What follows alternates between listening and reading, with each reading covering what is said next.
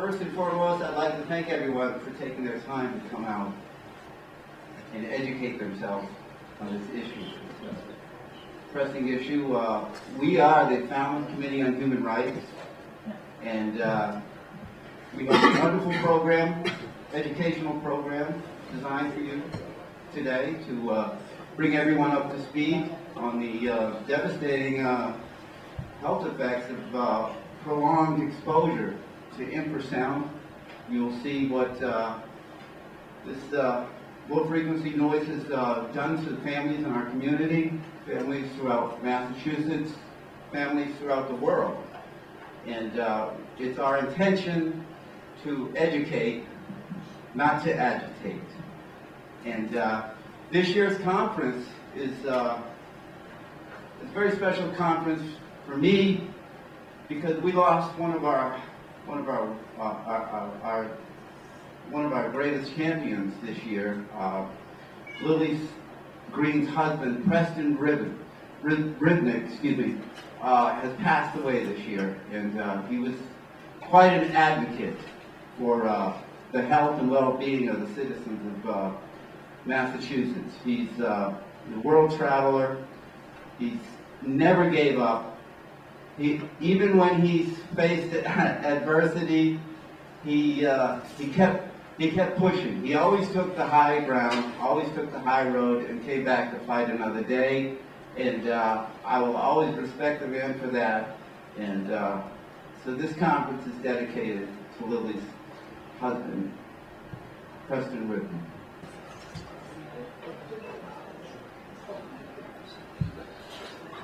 It's a great honor and privilege to introduce our next presenter today.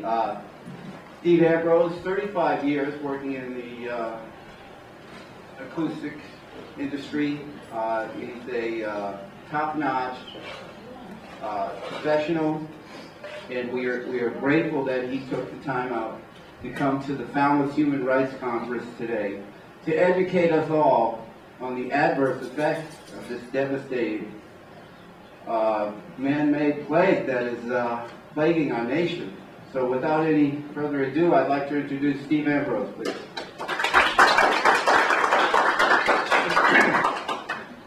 I guess I'm wired up. Thank you very much. It's an honor for me to come and do a presentation for you.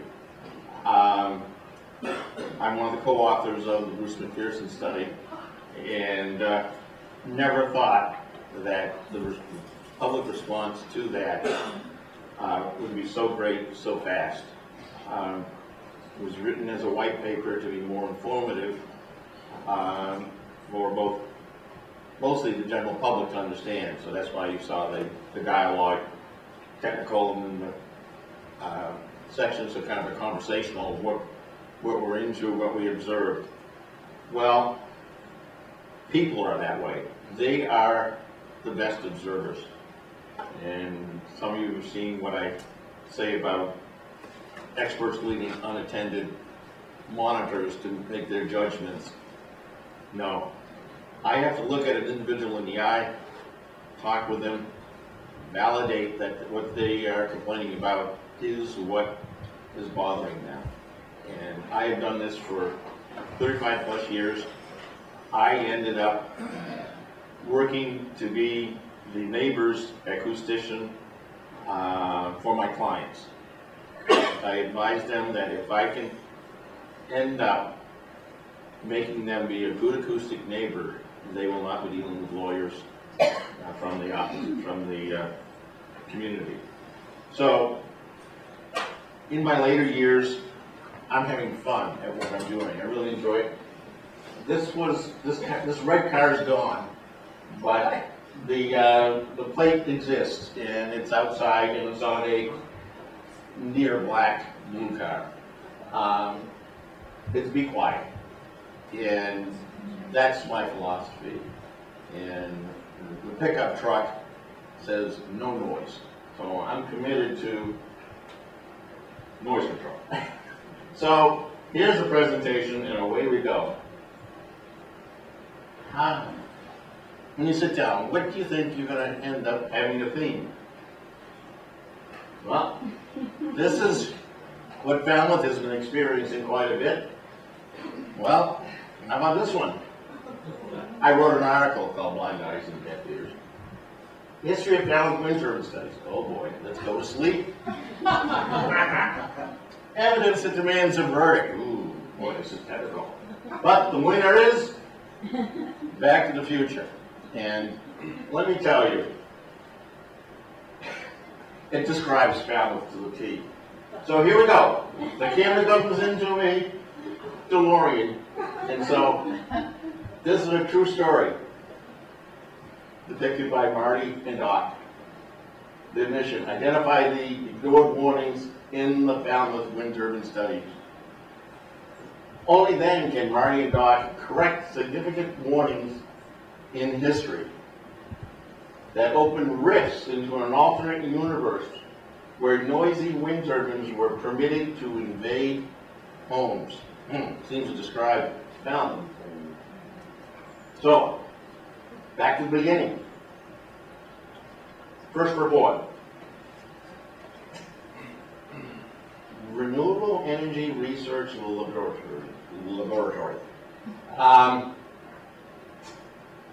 Pretty impressive. All these cast of characters. And this is the one I've been having the hardest time to talk with. We're sitting on the Wind Tag Committee together. He's quite knowledgeable, but very professorial and locked into a position. But this is the philosophy that's been driving wind turbine development in Massachusetts. So, first report. Some of you have seen it, or some of you haven't. But go right into it. Massachusetts state law does not allow a rise greater than 10 dB above the existing background levels at a property line. Well, that gets me a little concerned. At a property line. Is that the site property line or the nearest neighbor's property line? It's not clearly defined, but the way most rules are, we're trying to protect neighbors. So I end up holding that as the nearest property line for the neighbor. It should hold true for the site development itself. Okay. More. Here they go. They're laying out the rules that they want to follow. Any turbine will most likely be inaudible or minimally audible at the nearest residence. This is all done you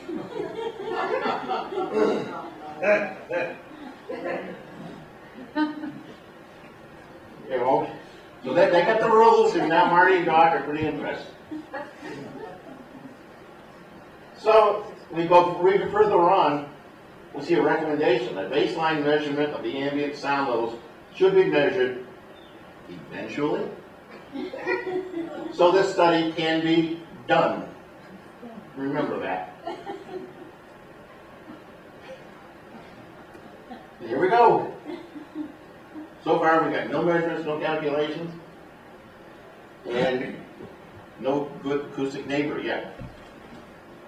So here's this report. Increase less than 10 dB, minimally audible, do a noise survey. That's the conclusion.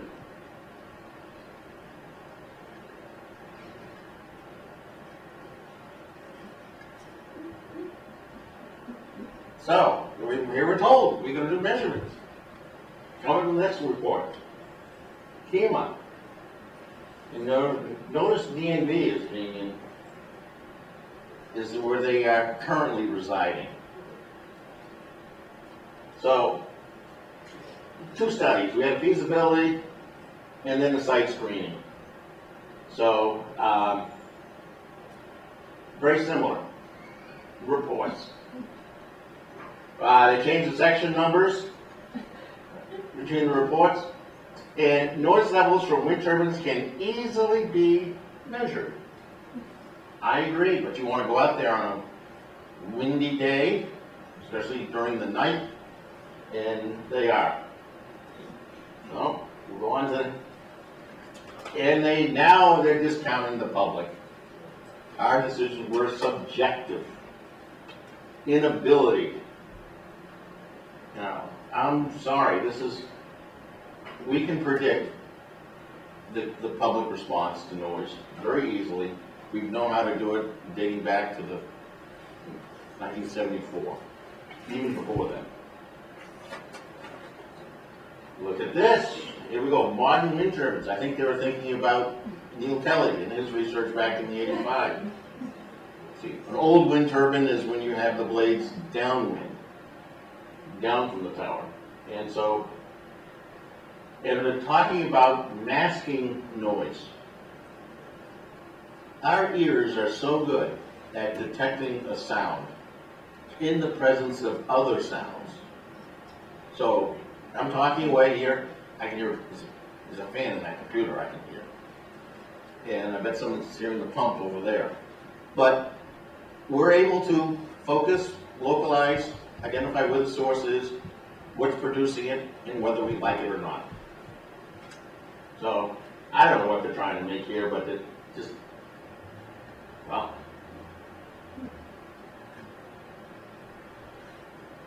it is predictable. So, here's a noise standard. It dates back to 1996. And it helps us along. Sound level, no increase in sound level, no one's going to respond. All the way up to 15, strong reaction. Threats of community reaction. Now, when I first was involved with wind turbines, it was Mars Hill in Maine. And my colleague, good friend, Rob Rand, we ended up, Rob said, I can't figure out what's going on up there. And I said, Rob, the community reaction tells me the sound level increase is at least 15 to 20 dB based on the public reaction. And so it works both ways. So I predict something 20 dB too loud, this is the reaction. I hear the community complain, it's 20 dB too loud. Okay, so now we go a little bit further in, and we're into the November 5th report. Now the one wind turbine can be heard at 42 dBA, 300 feet. Now what is the Falmouth property line noise limit? 40. Good. Shouldn't that have been recognized? Good.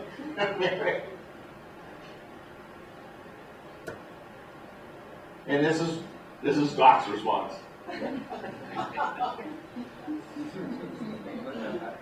I mean, it ain't that hard.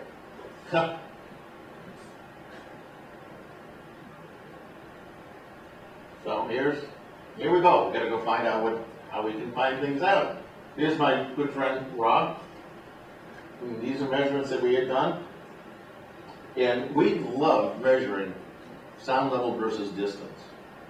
And because it enables us to predict sound levels at a low distance we did not measure. Because acoustics follows the inverse square law. Where the sound basically decays at 6 dB per doubling of distance.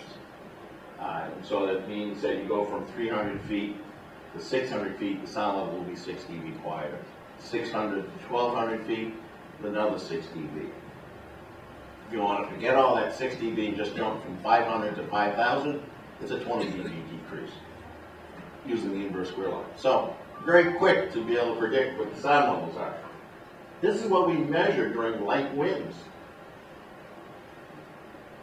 on that. But you see, we've got a very good correlation of our measurements. When you get in too close to the turbine, you're not getting the fact that some of the noise is generated high up and some down to the near blade. So in that distance in between, there's quite a bit of swing in the data as the blades rotate. And this is why you see that at 200 feet, We're at 57.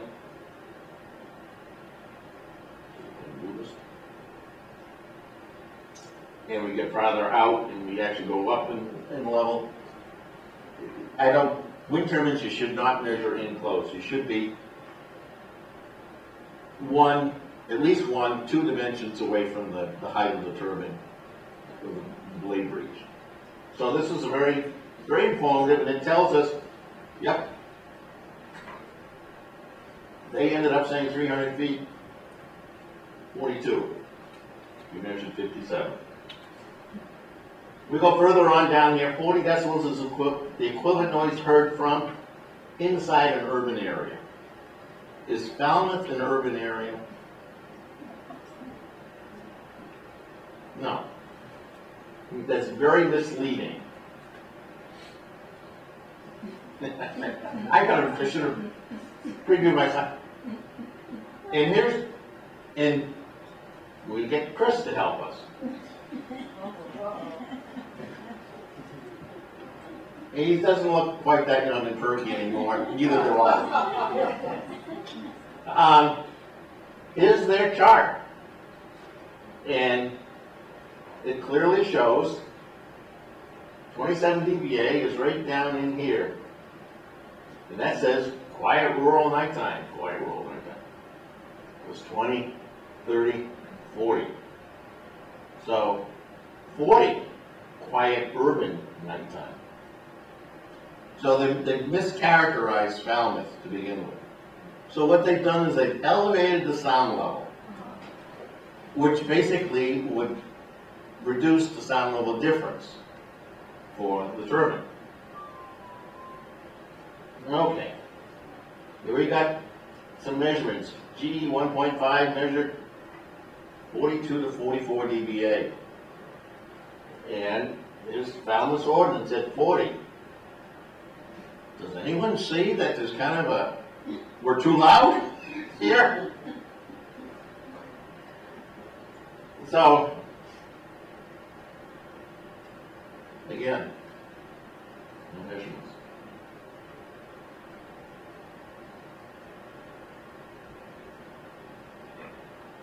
Okay, so we'll go to the report. There we are. This is a little cut and paste in here. Oops. I was told I was going to do that. Property line. Again, where? Well, 40 dBA. They got it marked. This is 40 dBA contour. And I ended up and said, well, what's that relative? Well, there's the road. So they're predicting 40 dBA south of Blackstrap, 1,200 feet away. How many people here live on Blackstrap? Blacksmith, yeah. I have Blackstrap where I live. Oh. Blacksmith Shop Road. They predicted 40 on that. But did anyone catch it? Pick up on it?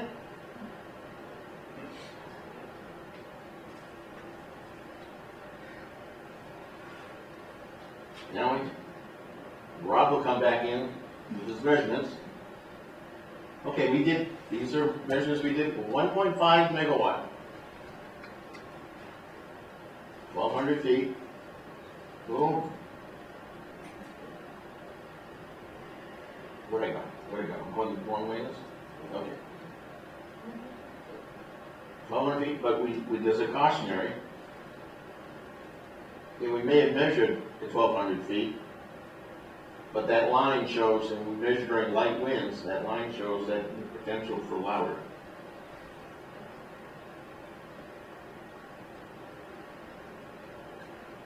And there's Marty just screaming away again. That's me, supposed to be. Rob's telling me, "Well, Marty." No, that's really what I've been saying all along.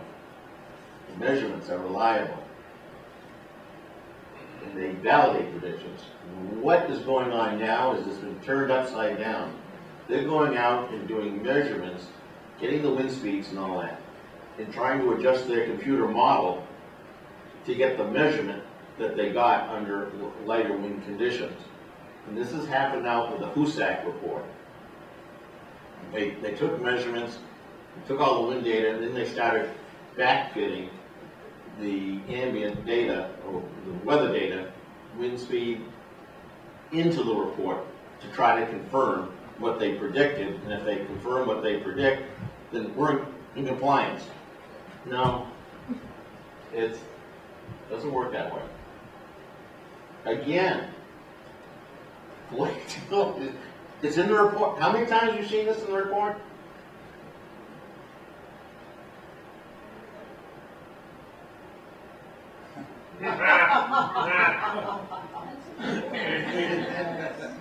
I mean, pardon me, and here we go.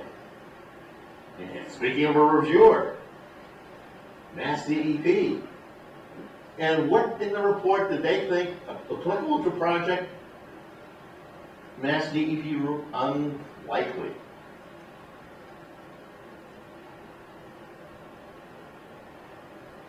So they basically were saying we're going to default to the Falmouth local rule, and maybe they won't catch that we predicted 42 and the limit is 40.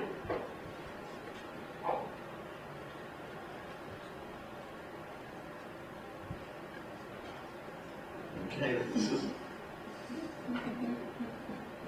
I have never seen a heading, anticipated level of community acceptance. Usually it's predicted community response, but anticipated. Still, they do not have any measurements.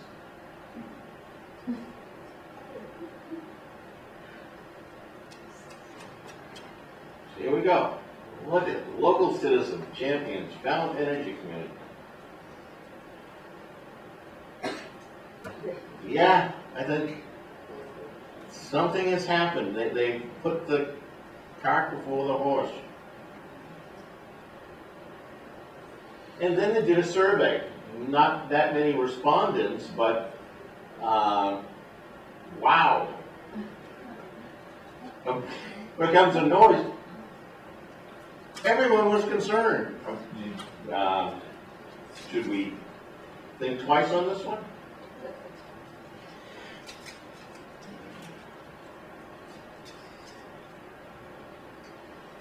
So we have this report. I mean, noise complaint subjective, 40 dBA, predicted too loud, do noise survey.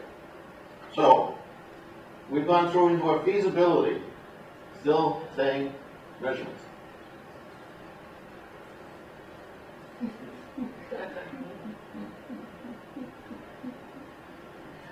I couldn't help that. I just go. Now we go to this one.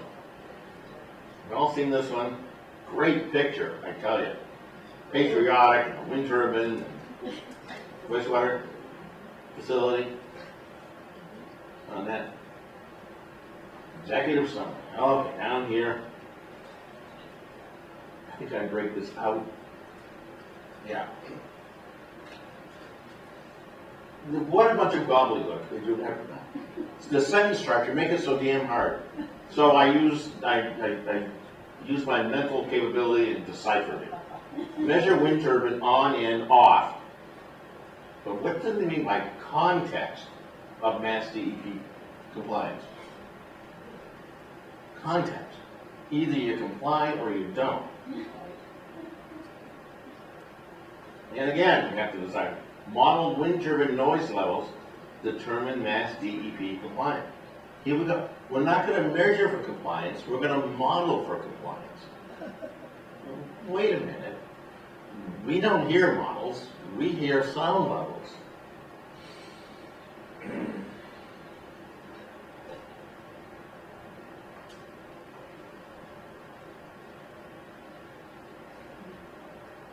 Now, in the report, they presented this.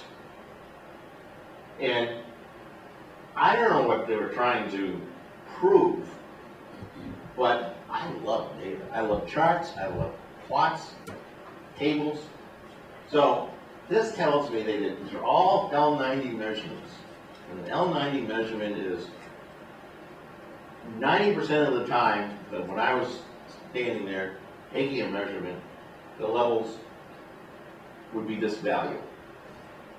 So you go out there in this chart, and then get this right so I don't advance it.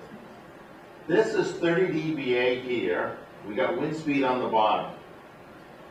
So, and they say nighttime. I know 12 midnight to 3 a.m. Okay. So we see some sound levels here that dip as low as about 27 dBA. Majority of them are below 30. You get up over here to 8 meters per second, which would be about 20 miles per hour, and we can see some sound levels that are rising. And this is wind turbine off. Off. This is wind turbine on. Now, what is the mass DEP noise limit? L90 versus L max.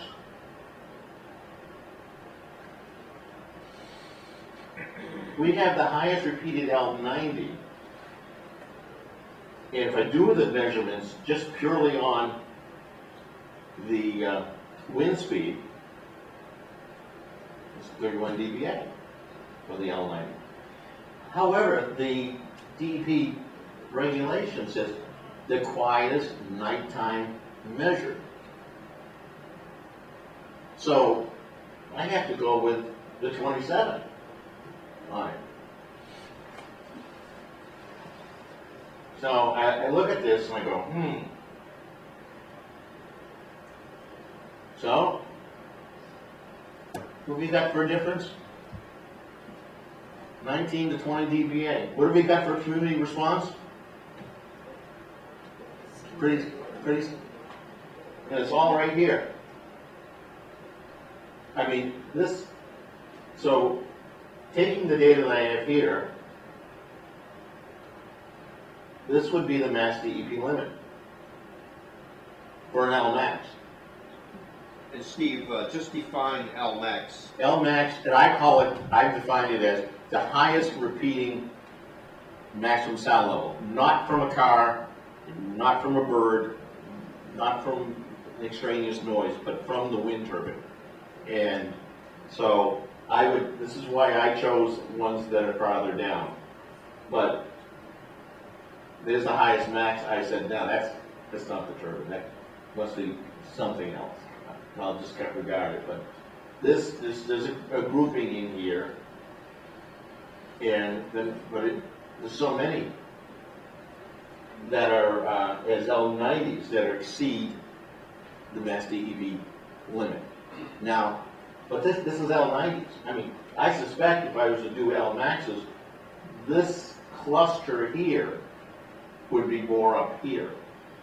It'd be about a 5 dB, 3 to 5 dB difference. That's just based on my experience. Okay. Yeah. I mean, it's here we have another set of data shows something's wrong. Now we go deeper into the report. We're now from table 2 to table 7.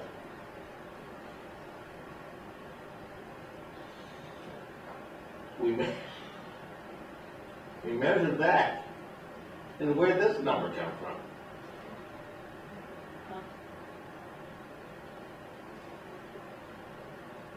Don't know. It's not defined.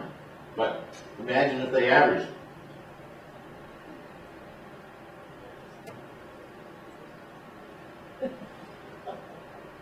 Okay.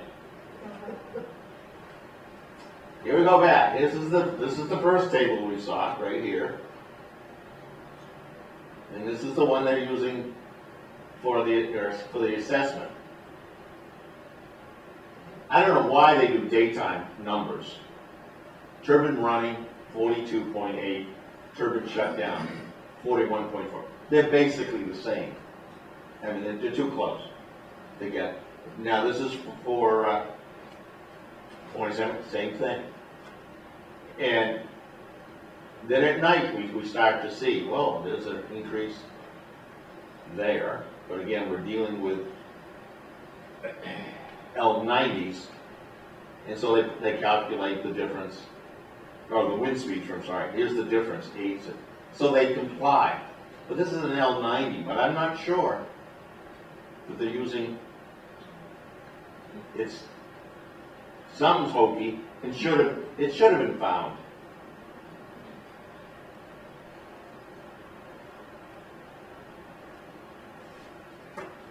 And this is what was evident throughout the report, errors.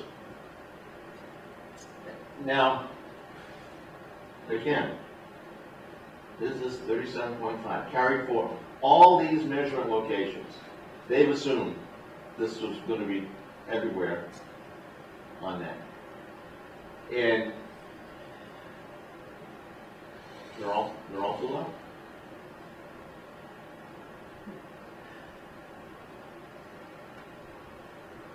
Now, I've done an overlay,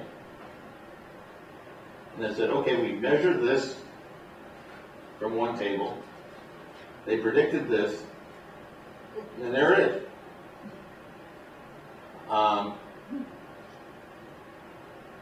It's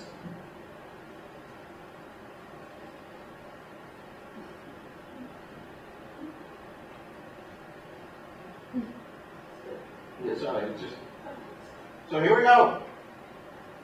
Impedance is greater than 10 dB, turbine's audible, wind 1 too loud. Now let's see.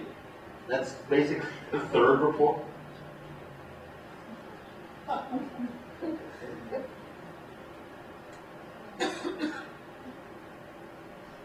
Okay. This was done jointly with HMMH. And I said, Michael, I know Michael, he's a good guy. Passion. I think that's where where we differ. I differ from most of my colleagues. I'm passionate about protecting neighbors from my clients producing too much noise. And some of the biggest arguments I have is with my clients, encouraging them to be a good acoustic neighbor. I like it. So Mike did this data, and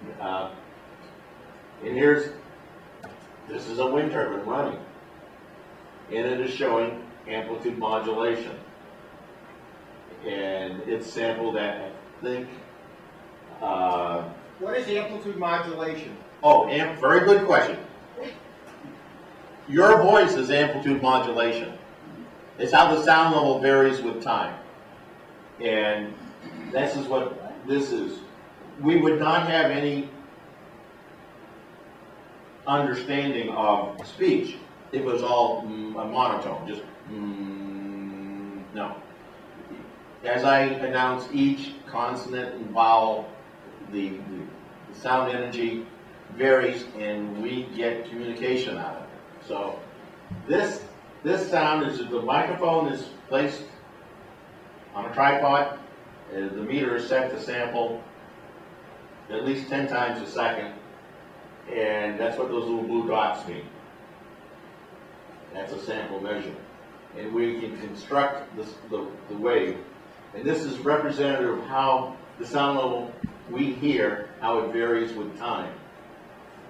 And they happen to choose 30 dBA as how quiet Falmouth was, the L90. And here's the mass limit, that's 10 dB. And you can see the turbine is exceeding the criteria all the time. They should have used down here, and then you'd have an exceedance just about all the time. But that's getting picky, Steve.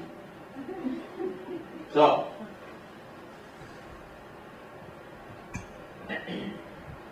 again, data is presented showing that it exceeds the mass dB limits, exceeds the town noise limits. And here, this is what I ended up putting mine on. Got that 19 dB again. Yes? How do I know what the wind velocity I don't care. Do you care about how strong the wind is blowing? No, but when you're listening to something, this is what they've done. They've gotten you all so concentrated and focused on something else. I don't care how they measure it. I mean, I'm talking as a neighbor. How they measure it. Anyway, what's it going to sound like, and is it going to bother me? And that's the key situation. When you're indoors in your house, you don't really hear the wind outside unless it's really blowing on that. And when you're outside, you'll hear the leaf rustle. That's a natural sound. It's pleasing. We tend to enjoy natural sounds. A wind turbine is not a natural sound. It's a very mechanical, a thump. It's like a bad drummer in a band. Yeah. Now on this chart, one thing I'm not seeing is the distance of the microphone from the turbine. Now, do we really need to know the distance? Well, I'm curious. How do you always measure the distance from where you are? I'm trying to say, we make judgments in how we respond to something. It's how loud it is. It's not how far away we are from it. But if you want it, if I was to convert this, there we are. Well, it's a simple question. How far is the microphone from the turbine? And Let's see, where's this measurement located within market? He has not identified the location because we are talking about audibility, how it's heard. This distance is not required. And that I can predict back and come up with a distance, and I would say we're probably about 1,200 feet, I'll say, 1,200 to 1,400 feet away. Just based on the sound level versus distance. Yes, That's your model. What? That's your model. That's not factual. That's your model of how you. That's not right. That's their measurements. This is HMH and noise control engineering. No, but I'm saying your assumption that it's 1,200 feet is your model of how sound's going to be dissipated. Arithmetic. Well, but arithmetic. Wait a minute. I'll go back to the chart.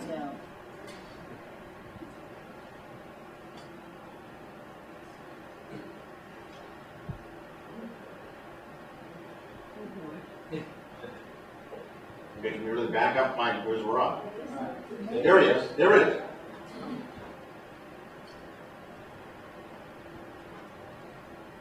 That looks like 1,200 feet. Based on measurements. These are real measurements by distance. Actually, I think it was 1,800. Okay, 18. Well, it was 1,800 feet. 13. Well, I don't. You don't care when you as a listener. How loud is it? Not how far away you are. Well, of course you do. If you mowed your lawn with your head an inch from your lawnmower muffler, you're going to say this is intolerable. I'm never going to mow the grass again. But if you're standing up, and you're 5 feet away from the muffler on the lawnmower, you're going to say this is tolerable, and I'm going to live with it, right? But not 3 in the morning. You don't know your. Why is it?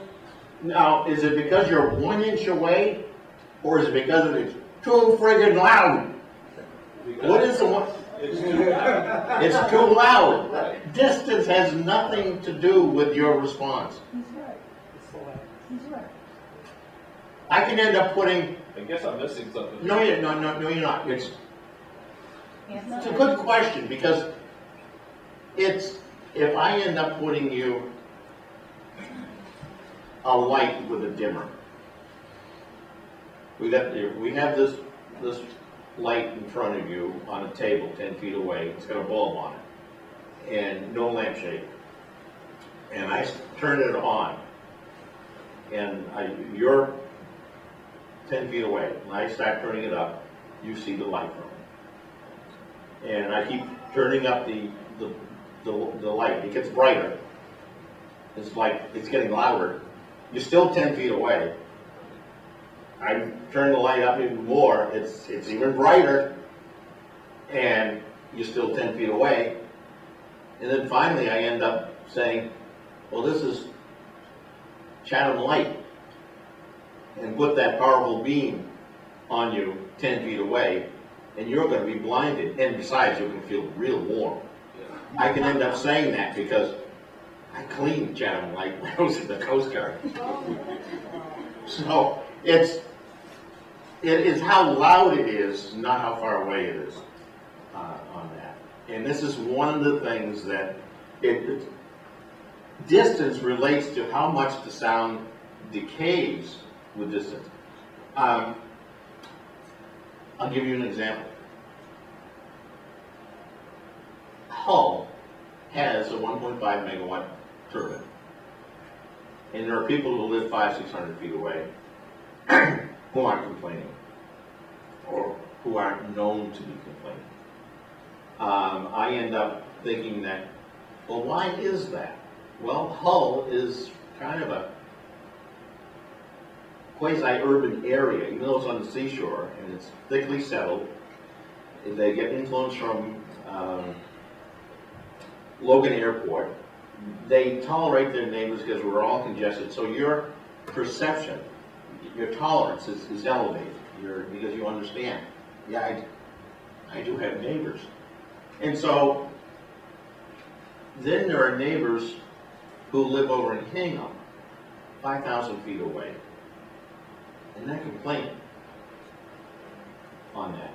And what's the difference between 5,000 feet and 500 feet in sound level? It's 20 dB. So I suspect people in Hull, they have a sound level in the low 40s, whereas in Hingham, this sound level is in the low 20s. Well, what is that? That's 20 dB difference. So it's the sound level that we respond to, the sound level increase above the background on that. So, yes. In a way, though, about the NCE, some of these details are important, I think, to those of us that are interested in amplitude modulation and how that makes a certain level of noise more perceptible. Well, we are wired to detect changes in our environment. When we stay focused, visually we can see what's in front of us, and we have to focus in. You read the book when it's in front of you. Very difficult for you to read the book over here, because your eye is designed to look in front of you. However, you have peripheral vision that says, so if something moves, it's detected. Boom. And it's for self-preservation. Hearing is the same way. We are designed to detect a change in sound level, because it's going to trigger a reaction, either fight or flight. My point is that in this March study, he got considerably greater amplitude. Stronger winds. I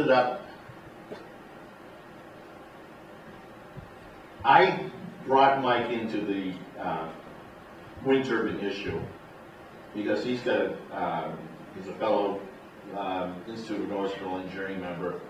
He's got instrumentation that I could die for, but he works for a company. But he has an interest in learning more about sound sources. Their expertise is primarily on chipboard, but they've been doing over the last 10 years more and more community work. And so I think the difference is the ability to relate to the community response for sound is where I excel in. And I go out and I listen first. The last thing I do when I visit a site is take a measurement. And it's so important for me to imprint the sound character of a location for me. And sometimes I go out there and I don't hear the noise source I'm supposed to be, but I know what that area sounds like when my client is not making a racket. So when I go out there and all of a sudden he's making the racket, I know what the sound level difference is, just with my ears. And I do measurements so I can quantify it, because everyone needs to quantify what the difference is. And here, it's just, you're hitting the trigger points for people to complain. And one of the things with sound is there's no point in going out on light winds during the day. You can be misled. This ain't bad at all, and I would agree with you. You go out there at night, because that's when the acoustics brings sound down towards the ground. The acoustic propagation is much more ground level than during the day. Do not go up close to a wind turbine and try to make a judgment, because you're hearing more of the upper mid-range and higher frequencies because they're included, they're there. Whereas when you go farther away, get more than 1,000 feet away, those high mid-range and higher frequencies have been absorbed by the oxygen molecules in the atmosphere. So they go away, and you get more of the lower frequency sound. And you get 2,000 feet away, and it's really the thrashing. It's down here. And so you do it at night. It just, you're misled when you don't. And then you have to be there during the wind. And when you get into a house, and the turbine is really, it's in a, say, a 20-mile-an-hour wind, you hear all those wake vortexes coming off the back of the blades and the blade tip. You don't hear them, your body senses them. And this is what happened when I was doing the Bruce McPherson study. And I never thought that I would be impacted the way I was. When Rob and I left, we were miserable while we were there. We felt better when we went to the diner to get a meal, and we come back all feeling better, all charged up, ready to go, and then we'd feel miserable again. And we weren't communicating this back and forth to one another. Well, we went back home, and we got our data, we got recordings, we got tables and measurements, and I'm looking at the data, and I can't make heads nor tails out of it. It just doesn't fit what I experienced. And it wasn't until I read a paper in June, July, 4 months after the study, that this infrasound became of interest, and that you get these experiences where I had a difficulty calibrating my meter. I've done it hundreds of times. Cognitive difficulty. I had a headache. I had the dry palate. I'm prone to air sickness and seasickness. I had that same bubble in the back of my throat. I felt lousy.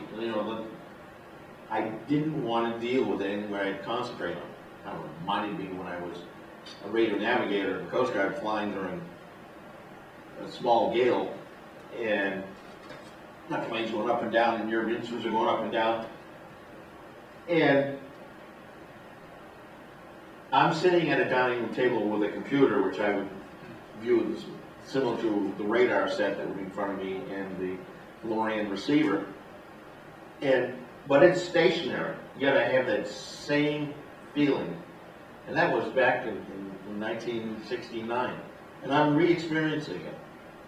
Here, that motion sickness, that ill feeling. I didn't know what to think. I thought it was coming down with a cold or flu or something. It wasn't until I read about people being affected, and I ended up reading Dr. Pierpont book, and I go, holy Toledo, these are the symptoms. But I'm not a doctor, so I can't diagnose myself, but I can say I experienced this, and in the presence of a wind turbine. And when I go away, I don't have it. So but it has to be a windy day. And you have to be in a confined space. In Ontario, Canada, people sleep in tents outside their houses during the summer because they get a better night's sleep than when they're in the house.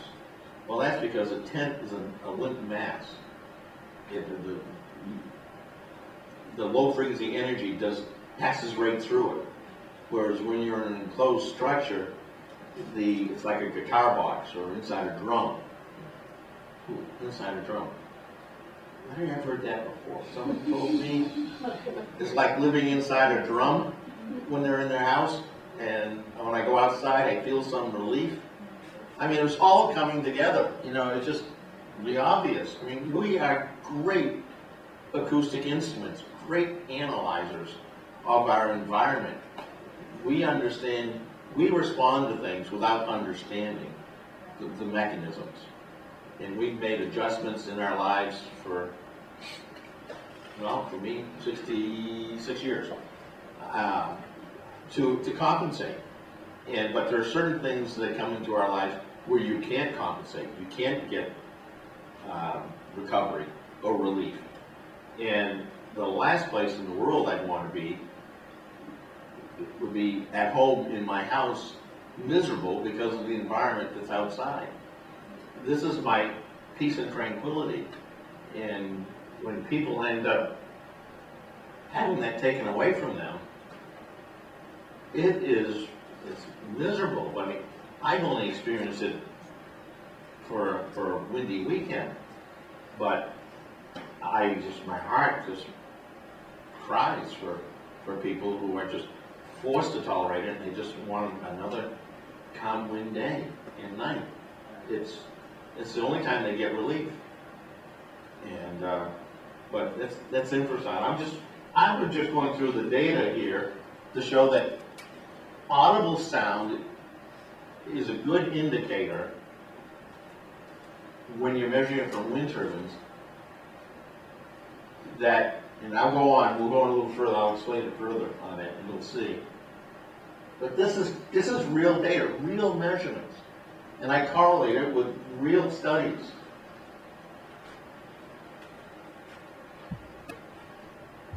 And again, it's just unbelievable. I mean, it's too loud. So here we got another one. And now here's my old friend DNV Kima. Went back. The same people who did the first one. This is not.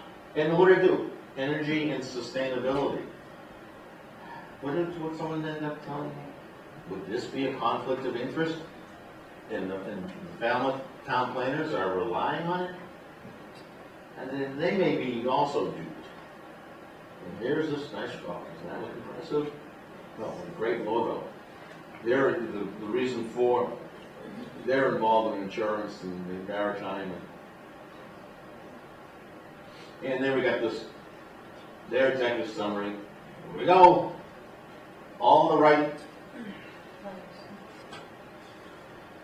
Same cast of characters. And this is, I mean,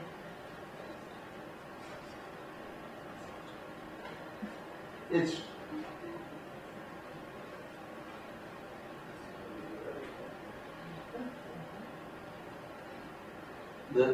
what support? I mean,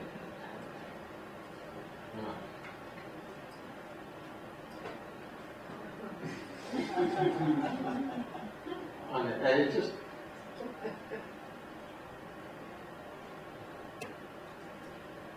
they even never goes. Okay, understates. They even admit it.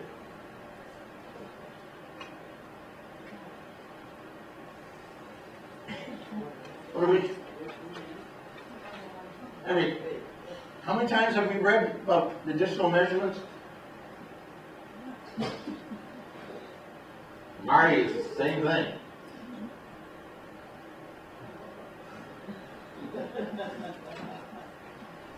And so they were down here. 4 measures, and to understand why there are complaints.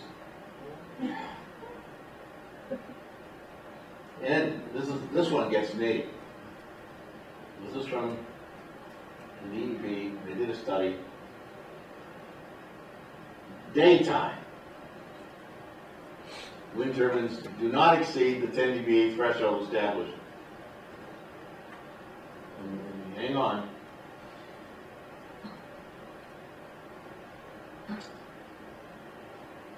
You have to be careful when you read the report. It's a regulation. You're not to exceed it. It's the law. They refer to it as guidelines and policy. Now, it's in the law. Now, how did this get there? 9 a.m. through 4 p.m. is considered worst case?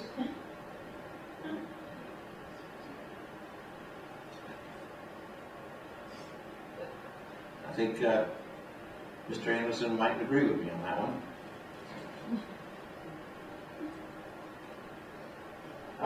And this is it. Nobody wants to stay up in witness measures. I can say that is true. And I've been there too many a time. But it's the only time you can go out and get good data.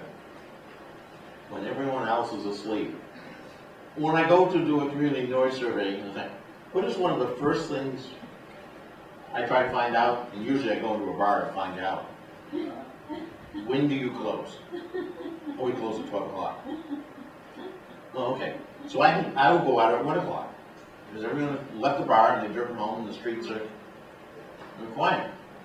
Sometimes they end up saying 1 a.m. So that means I got to be out there at 2 to start my survey. So here we go. All of them.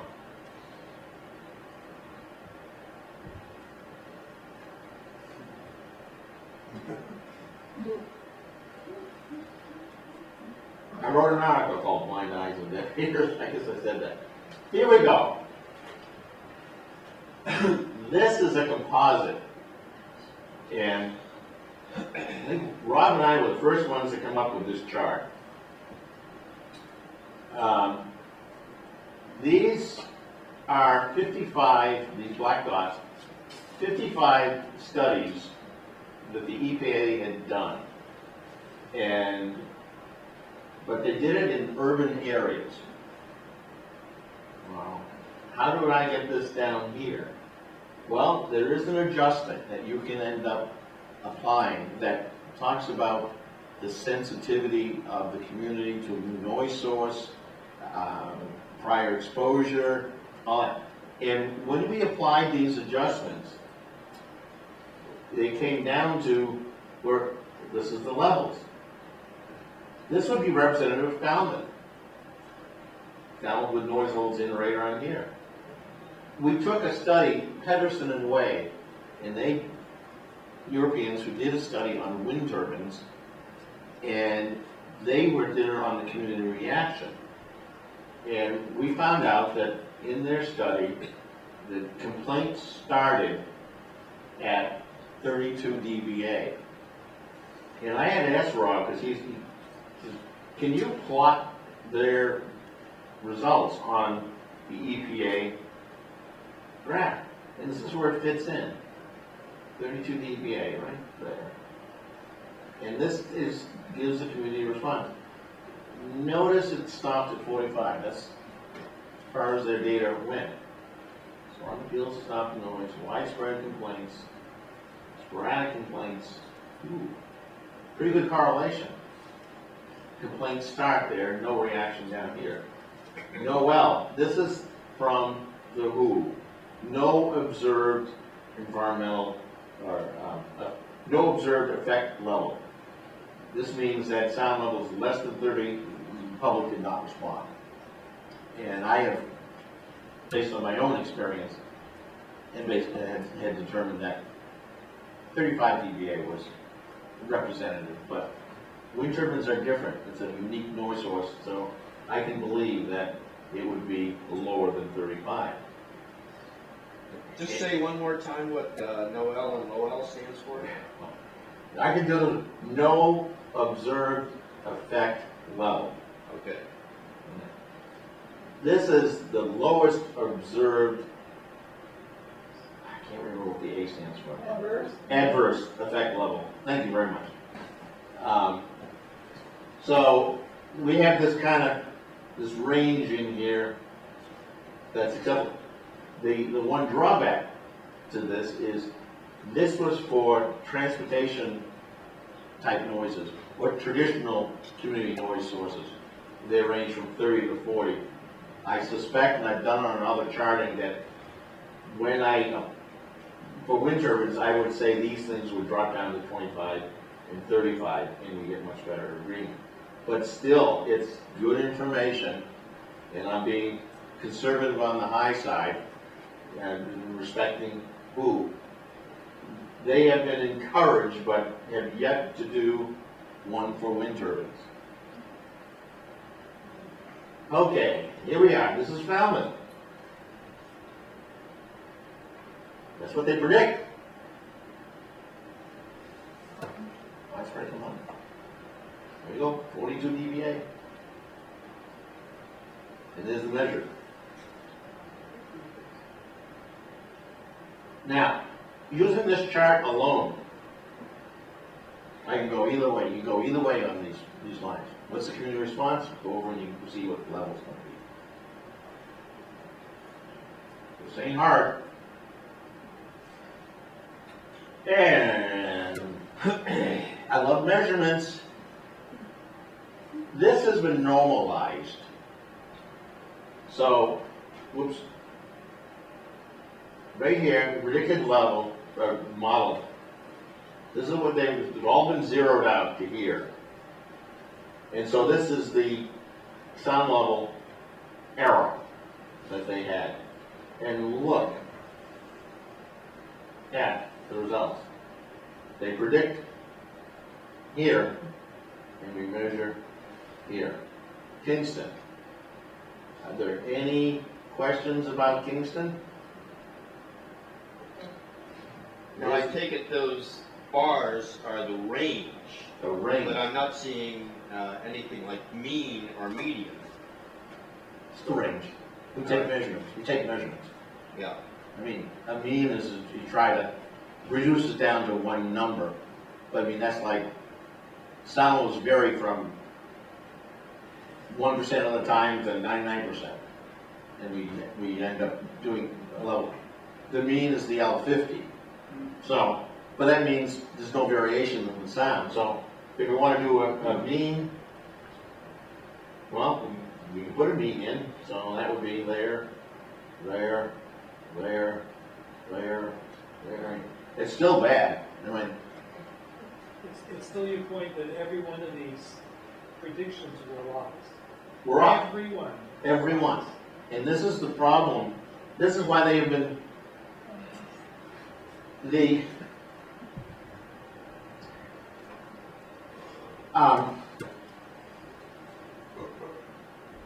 go ahead.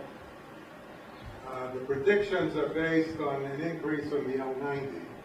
No, well, the predictions are based on the sound power level, where we end up, this turbine is so loud, and we're going to propagate it out to a distance. But they come from the modeling, right? Well, they get it from the manufacturer, the sound power level. The manufacturer says it's going to generate 103 decibels dBA. Sound power level. You put that into the model and you say at Yeah, 12 feet you're going to have so much. But here's where the problem comes in. They use prediction modeling technique. Most noise sources are pretty much ground level, so we end up propagating hemispherical divergence because it can't go into the earth, so the energy that would be going into the earth is basically going into the atmosphere. When you get to a wind turbine, you get spherical. It's elevated, and until it reaches the ground, and then it converts into hemispherical. Well, the predictions of that, it all varies by wavelength and frequency. It's pretty complex. So models are basically reduced to the simplest bands that they can predict. And what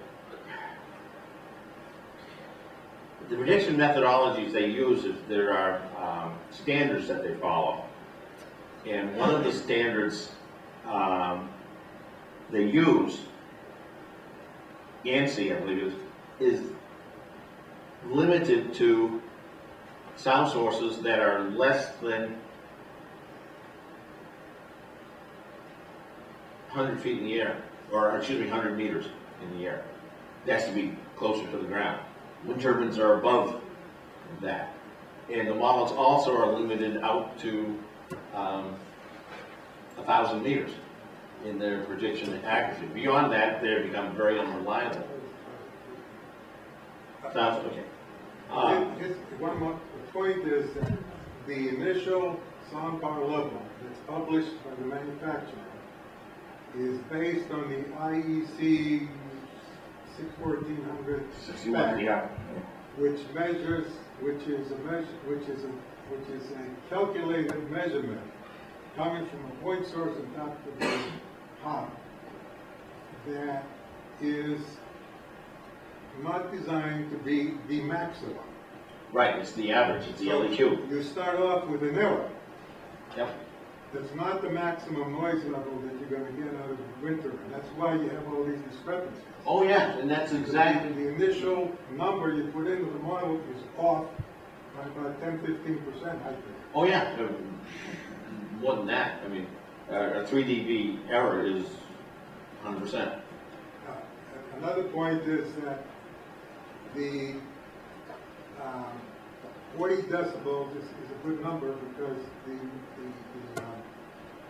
health study group that did this health study back a couple of years ago, they predicted that you will get, from the typical wind turbine, you'll get 40 dBA measured at 400 meters, which is 1,300 feet.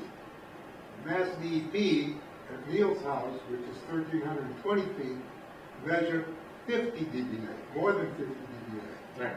Which means that the wind turbine, wing 1, is significantly making more noise than what they were saying the typical one does. Agreed. And this all comes into a thing called wind shear because of the variation of wind from ground level to upper level. We're getting technical. I got a gentleman back there who's got a tired arm. I don't know how much this relates, but it seems to me that the GE are the most honest in their predictions, or the closest, and did they not refuse to sell to us? Yes. Because of the... Because it didn't have to meet the setback requirement. Yeah. But we knew better. Yeah. That happens often. Yeah. No, this is quite often. That happened in Kingston as well. Yes. We would not sell. Right.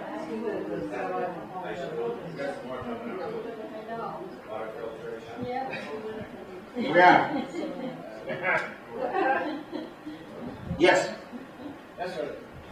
Just a couple of questions, continuing the same line of questioning. You had said that ideally you would not measure any acoustic registration shy of 1 or 2 dimensions. When you said dimensions, what dimension? The tower, the radius, the blade? I would end up saying the height of the tower plus the blade length. Above. Well, yeah. Okay, that's part of it. The other part is how much does the impact deviate or attenuate as you Get off axis? Yes. It depends on the frequency on it. It's pretty much omnidirectional, but then once you start getting hundreds of feet away, the atmospheric starts taking hold, and then you get variations. When you start pairing wind turbines, you can end up having one wind turbine, the expanding vortexes coming off the blade tips interact with another wind turbine, and that's what's happening up in Mars Hill. The turbines are too close together and are interacting. Now, Fairhaven also has a problem. The turbines are too close together in Fairhaven. But the bottom line in Falmouth is that during the nighttime, the ambient is around 30. 27. 27, 30. The Mass DP measured it at over 50, which means that it is more than 20 decibels higher than that's twice as much as what is allowed. And what are they, That's why you have all these complaints. Now, in the daytime, the ambient goes up to 40, but it's still over 50. So even in the daytime, you're gonna get. They don't, now, you're hitting hot spots now. You do not measure under a tree, near a bush or anything like that. And this is what they're doing. They're elevating the ambient background sound levels, getting too close to roads, streams, other activity areas.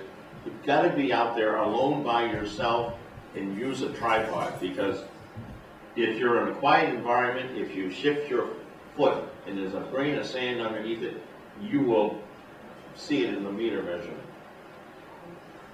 Yes. Can you go back to the last slide? Put it on. Okay.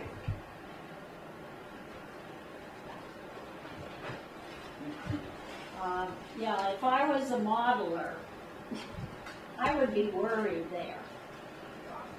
I believe in the hardscrabble lawsuit in New York State, one of the people that's being sued is actually a modeler, not the company, but the actual modeler.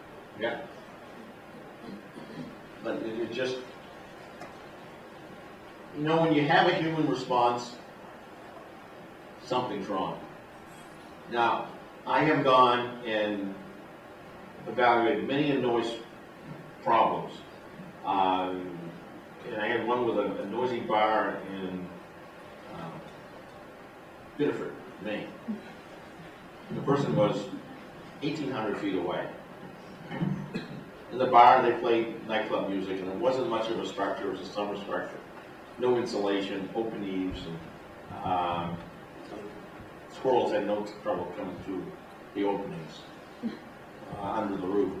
So, got involved to try to help out the owner of the building, and I did a walkaway measurement with Rob, and we plotted how the sound level dropped off with distance. And we're out there, 1 o'clock at night, doing it while the band is going, trying to avoid contributions from traffic, and we get our plot, and we get to the guy's house, and there's no way he should be complaining, because it was just, it was too far away. And so Saturday, a neighbor was out walking the dog at 11:30, and ended up asking him, "Do you have any problems with this, with the bar?" He says, "No. Well, and he said, "You've got a neighbor that's complaining." He says, "Oh yeah, but he's got a gripe with the owner of the building." So, I mean, it has to, there's something, you have to validate the complaint, but my approach, I believe the neighbor until they prove me wrong. So, and most neighbors cannot persist complaining month after month after month. I mean, it's really an adverse impact. Yes? On the issue of wind shear, it's particularly an issue with the V82s, because their maximum sound power is like 109.5.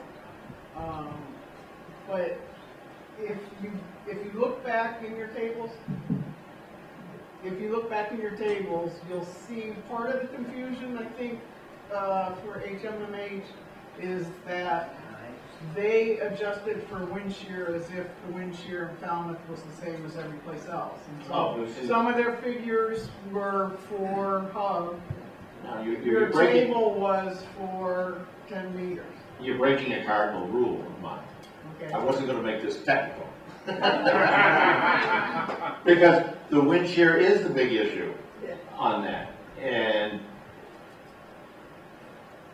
when I learned noise and vibration control early on in my career, it was taught that you have noise and vibration, they are losses. It's due to inefficiency. of the operation of a piece of equipment. So when a wind turbine is operating in a high wind shear condition, it is operating very inefficiently. Now, one of the things they do is they'll take daytime wind shear conditions where you will have a fairly low wind shear condition, values around 0.2. And they'll use that in their model. Yet when you look at the nighttime wind shear condition, it should be 0.8. So they underpredict by using inappropriately too low wind shear value. But for me, I go out and I measure, so I don't care about the wind shear or the prediction or anything.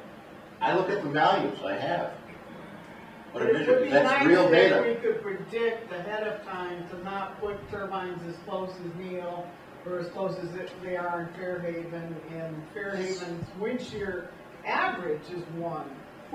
I wrote 4 articles. Wind turbine noise predictions made easy on it. And it went through the whole, how you cite, but the only effective noise control for a wind turbine is distance. And the other thing is, the next one is high ambient background sound levels. And yes, I'm sorry, I skipped you a couple times.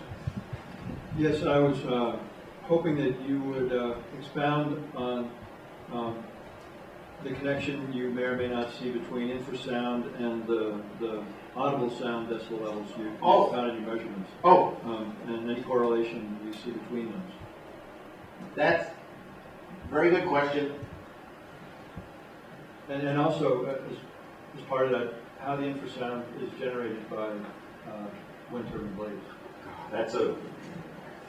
It's aerodynamic. It's the fact that. Okay, take the first part first. This study that Pedersen and Way had done was on audible sounds and how people responded to the audible sound level. And this right here kind of gives me an indication that when you have a sound level from a wind turbine less than 32 dB, the infrasound is acceptable, generated by the turbine.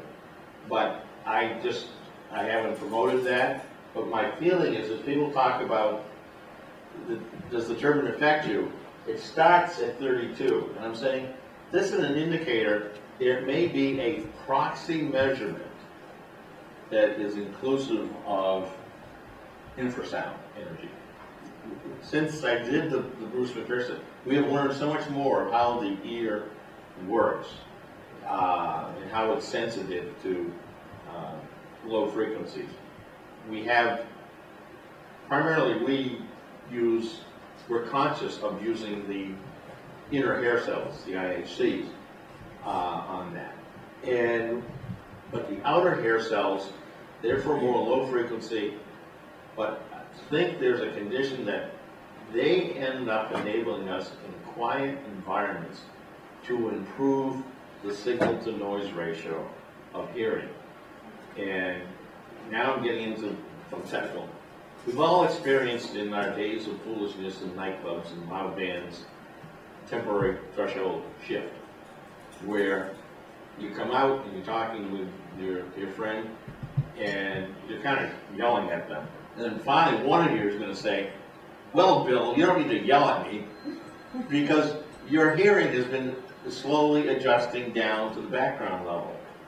And what we have in our cochlea are a series of hairs of different lengths and sizes that attach to the wall of the cochlea.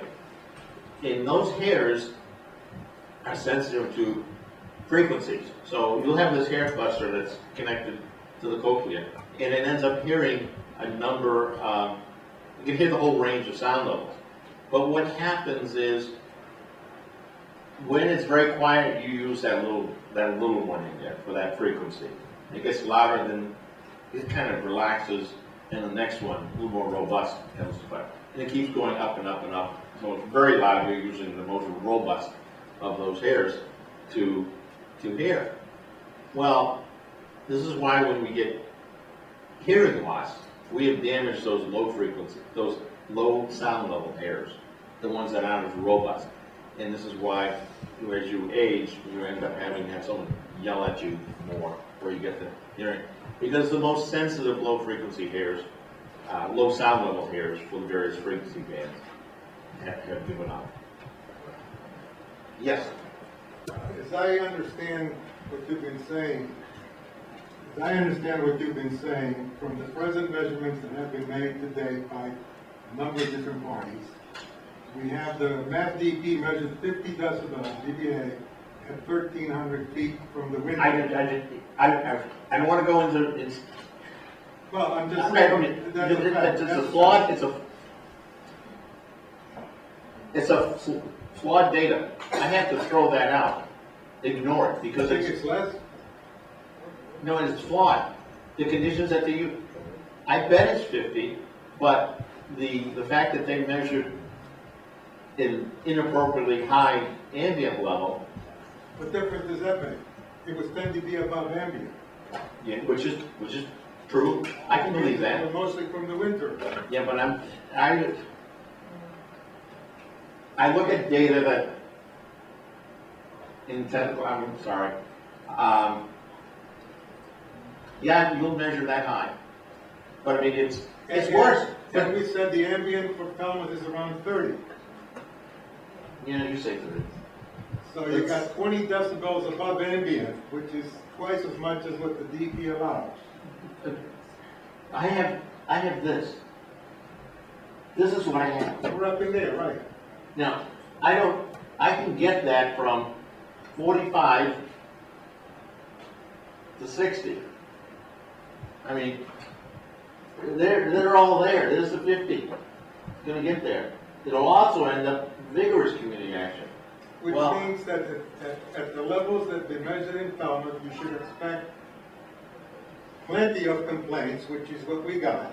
Yep. And if you factor in the fact that it was 50 decibels at 1,300 feet, if you double the distance to 2,600 feet, it only drops it by 6 decibels, which is still above what the DP allows.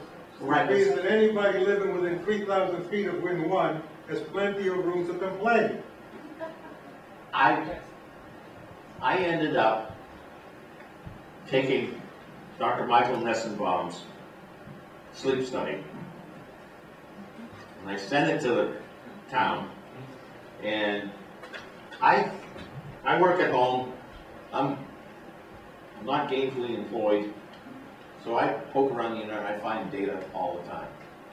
And I ended up coming across or was sent to me, the health study that was done that identified street addresses, not individual, approximate street addresses. So I located all of those on a Google map, and I located the wind turbines around the 1.65 wind turbine. I did not get all of the neighbors in the circle. So I said, I wonder if this is a linear correlation. If I just go to 1.65 and adjust the distance up. And I did. And I got that outlier. Fell right inside the circle. And I went, holy bejeebers. What has Dr. Nessenbaum uncovered here? And so I sent that. It's just, there's so much data that is just correlating to Falmouth. It's unbelievable. Yeah. I got some behind you. One last point. All the stuff I've said had to do with just Win 1. Yes, I know. You got Win 2 and Notice, which have not been measured together. And also, you have the 100 kilowatt machine over by Woods Hole that creates problems as well. I know, but so you have 4 here in I gotta get this one gentleman back. My question is, Last question. you do not or you cannot measure infrasound? I do not recommend measuring infrasound. Well, I shouldn't say that. You can measure infrasound with a precision sound level meter, and we're talking big bucks on that. You're in the $5,000 range with a good microphone and preamp. However, you can measure infrasound with a microbarograph. Now we're talking $350. And that's what I've done. And the thing with a microbarograph, you just put it in the corner of a room and it measures what's inside without having to worry about, I mean, yes. But certainly, I gotta help this young lady. Real quick, how will we access Dr. Nessenbaum's study? I will get, I think it's, was that? Go to winwisema.org. Put in Steve Ambrose, you'll get all those studies that he's talked about, and also the Nissenbaum, put in Nissenbaum and you'll get the Nissenbaum study. NESS? Mars Hill and Milehaven, and they were 1.5 megawatt GE turbines. And turbines sound the same. There's only subtle differences. Well, I'd like to thank Steve for presenting today. And, is there one last thought you'd like to leave the community of Falmouth with before you leave? Take the turbines down. You know, I credit all my research it's credited to the neighbors. I mean, the neighbors who are fighting wind turbines, they've got a hard task. I just try to provide some tools to help them out. But I mean, the fights that are being won are won by the neighbors. Well, thank you very much, Steve. We really appreciate you coming. I thank everyone for coming to the second annual conference of Falmouth Committee on Human Rights. And I want to thank my presenters, Lily Green, Sarah Laurie, I'd like to thank Kirk Devlin from Fairhaven for filling in on such short notice. He did a great job. And I'd like to thank you, Steve, and thank you all for attending. I have one last question. Where are the selectmen? Thank you, Dave, and the people.